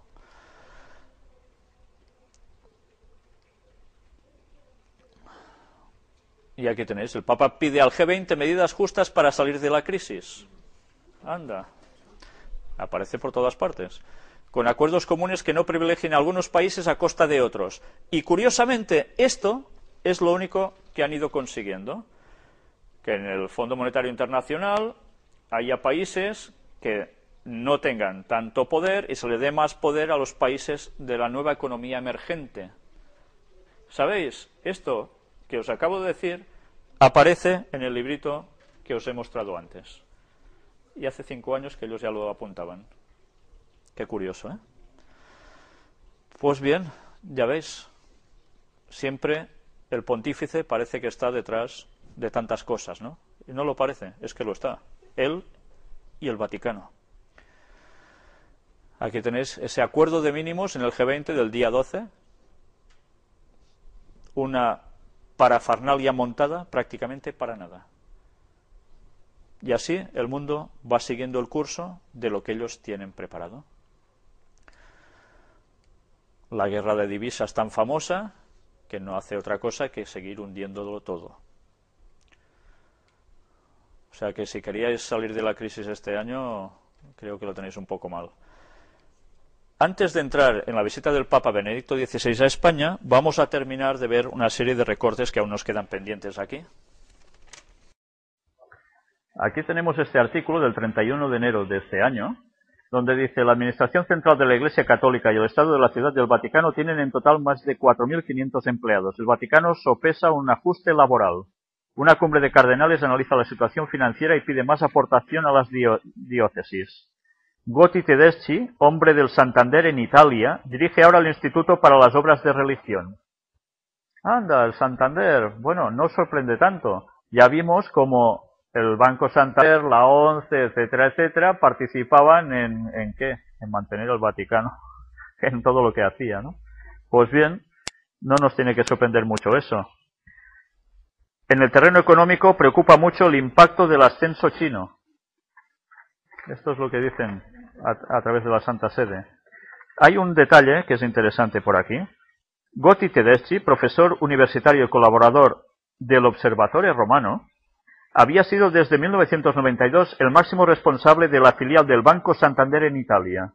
Al nuevo banquero del Papa, expresión que suele usarse pero que disgusta al interesado, se le atribuye un papel relevante en los argumentos que recoge la última encíclica Caritas in Veritate, Caridad en la Verdad, publicada por Benedicto XVI en julio pasado.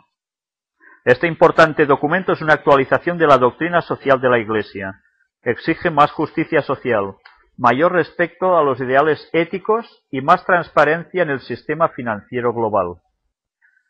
En la dirección del IOR figura también el español Manuel Soto Serrano, hombre de confianza de Emilio Botín y alto cargo del Santander.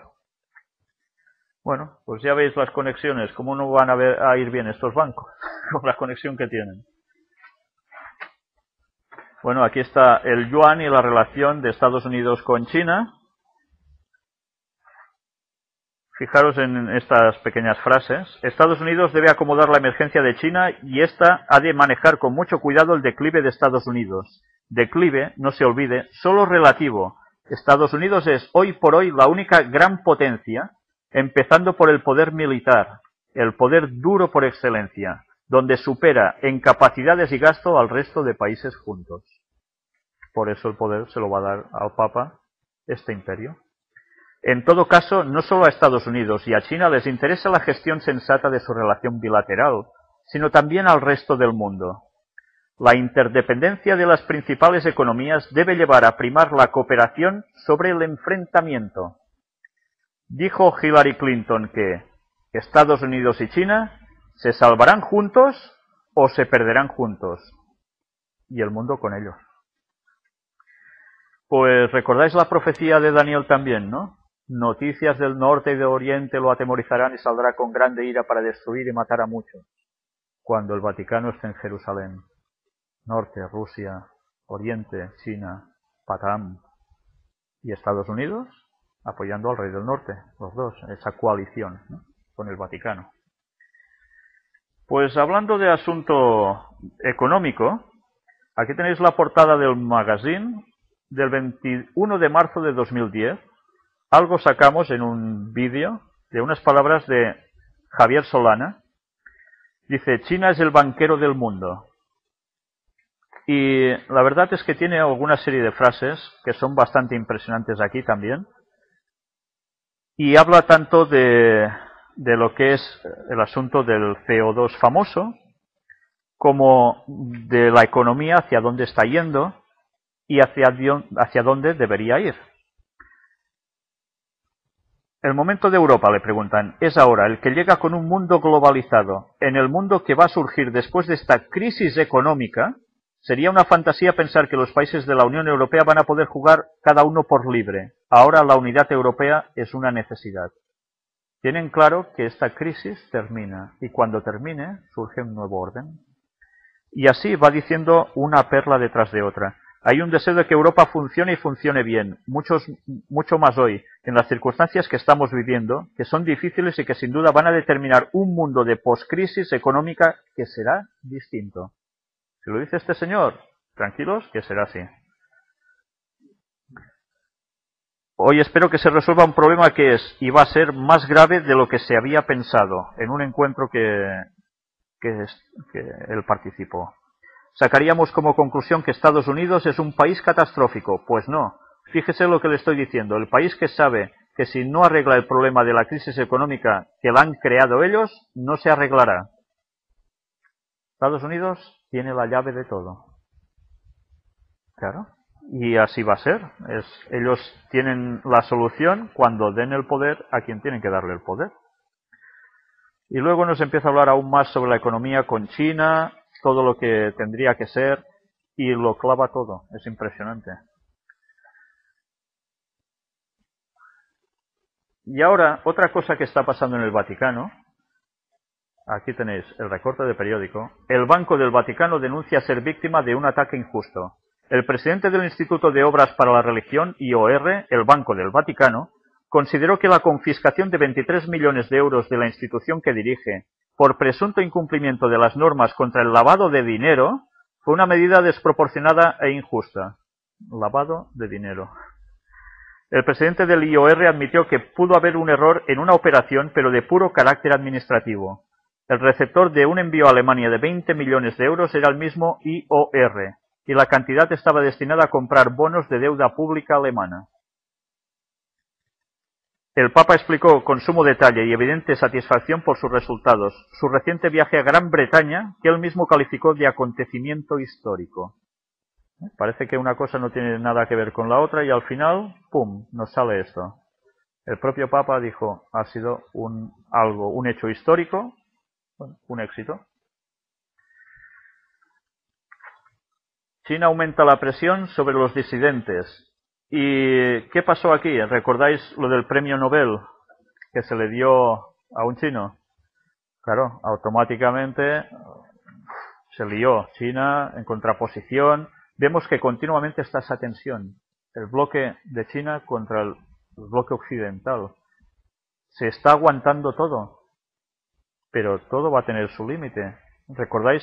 El texto bíblico dice que Dios está, a través de sus 4 ángeles, reteniendo los 4 vientos de la tierra. Los vientos en profecía es lucha, conflicto, guerra. En el momento en que eso se desate, la que se va a liar. Y así va a pasar.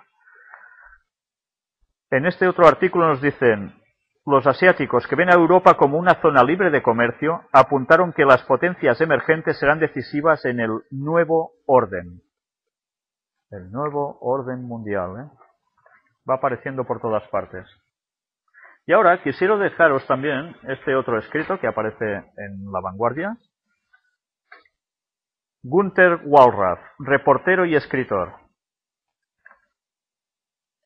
Fijaros lo que llega a decir este señor. Convertido en empresario católico, ¿qué consejos le dieron los obispos acerca de la venta de napalm? Él se hacía pasar por cosas que no era, ¿vale? Y a través de esto escribe libros y se pone en lugares que nadie tendría acceso si no se hace pasar por ellos. En este caso, se hace pasar por un empresario católico que vende napalm, pero un napalm especial, ¿no? Había descubierto una forma más eficaz de fabricar ese veneno, pero tenía ciertos escrúpulos morales y me dirigí a altas instancias de la jerarquía católica para preguntarles qué debía hacer. Solo 2 me desaconsejaron la fabricación de ese tipo de armas. El 90% me decía que uno no es responsable de lo que pasa con sus productos. Tela, ¿eh? Tela. Pues bien, ya veis qué cositas tienen los señores. Y ahora también en esta contraportada, en La Vanguardia, del 21 de octubre, es una entrevista a Antonio Garrigues Walker, que es abogado. Os suena de hace años en la política española, tuvo su peso. Es este señor que veis aquí. Y el título, bueno, nos dice: no soy masón, exigí a Google que lo retirara, pero ahí sigue. Yo creo que no miente, ¿eh? Pero fijaros, le preguntan, ¿por eso dicen que es usted masón? Eso es una patraña ridícula. ¿Pero por qué dice esto? Fijaros. Debemos arrebatar el monopolio del debate público a los partidos y sus profesionales. No puede ser que, por ejemplo, el diálogo Madrid-Barcelona dependa solo de cómo se lleven los políticos, que creen representarnos en todo, en cada momento. ¿Vale? Está dejando a los políticos un poco así. ¿Qué sugiere? Pues que los ciudadanos de aquí y allá tendamos puentes y hagamos cosas juntos en todos los ámbitos. Recuperemos la complicidad y evitemos la radicalización absurda que interesa a los partidos pero dificulta nuestro progreso. Ahora es cuando le preguntan, ¿por eso dicen que es usted masón? Eso es una patraña ridícula. En Google se lo atribuyen. Me reuní con los directivos de Google en España y les exigí que lo retiraran, pero me explicaron que no pueden hacer nada a menos que antes lo rectifique la publicación que ellos recogen y me calificaba de masón. En fin, hay cosas peores, don Antonio. No me indigna porque sea malo o no, me indigna porque es falso. ¿Por qué cree que se lo atribuyeron? Porque soy miembro de la Trilateral, de la que nosotros hemos hablado aquí en más de una ocasión, ¿eh? Hombre, hacía tiempo que no se oía a nadie insultar a la todopoderosa Trilateral. Contesta, y en broma nos quejamos por ello. Solo somos un club de amigos, que nos consideramos gente interesante y nos reunimos para intercambiar opiniones e información, pero no tenemos poder y apenas influencia. Es que parece el chiste de los genios, ¿saben aquel, no? ¿Por qué esa obsesión con ver gobiernos en la sombra? ¿Y el Club Bilderberg? Es otro grupo de gente interesante que se reúne. Lo que sucede es que la globalización es inevitable y plantea retos que no podemos solucionar desde los estados. Por ejemplo, ahora mismo hay reforma financiera en Estados Unidos, Gran Bretaña, la Unión Europea y el yen y el yuan en danza. Preocupante guerra de divisas, le comentan. Y los presupuestos nacionales tiene que aprobarlos la Unión Europea. ¿Y alguien decía que el gobierno de Madrid estaba intervenido? ¡Qué ingenuidad! Por supuesto. No hay solución nacional a los problemas globales y esta crisis requiere gobierno global. Lo estudiamos en mi cátedra de la Universidad de Navarra. Efectivamente, masón quizá no es, pero jesuita, ¿dónde está la potencia de los jesuitas? En Navarra. ¿Qué propone usted? Desde la condición humana hay dos posibilidades. El pesimismo antropológico, esto es, creer que no tenemos remedio y que tal vez mejore la tecnología, pero nuestra mezquindad y maldad no son consustanciales. Demasiado realista para soportarlo. O la utopía, esperar que ese gobierno mundial ya inevitable,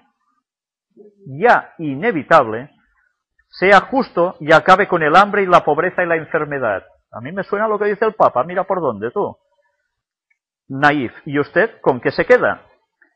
El yin y el yang. El mal y el bien están unidos y se repelen y complementan de un modo, como decía antes, complejo, complejidad. Bueno, ya conocemos quién utiliza estos argots, ¿no? Estos vocabularios. Luego hay algo que también me llamó mucho la atención. ¿Sabéis que ahora se ha instaurado esto? Edu, Power for Education. Veis a un montón de niños con ordenadores estando en clase, y no solo niños, también se aplica a gente en según qué lugares, en qué empresas.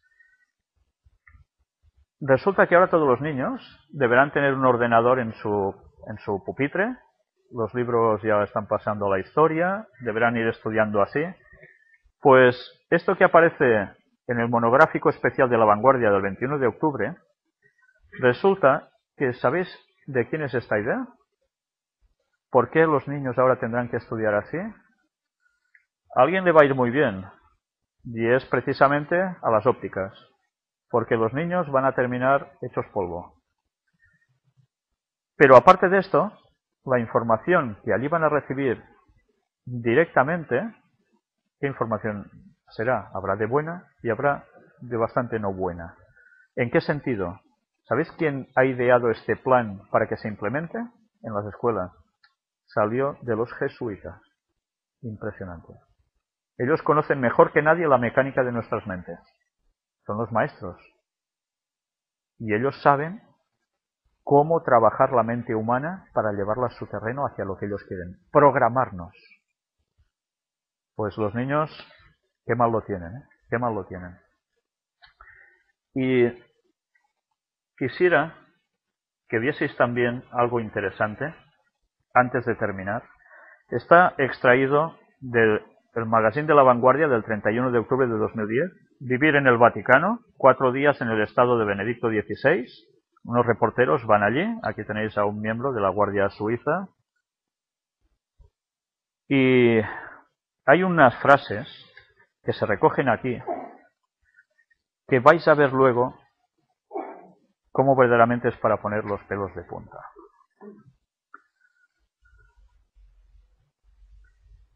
La actual fase de la aceleración del tiempo histórico. Definición precisa y germánica de Benedicto XVI. ¿Y esto? ¿Qué? No entiendo nada. La actual fase de la aceleración del tiempo histórico. Todo muy deprisa, el tiempo histórico. ¡Wow! Todo. Os quedáis igual, ¿verdad?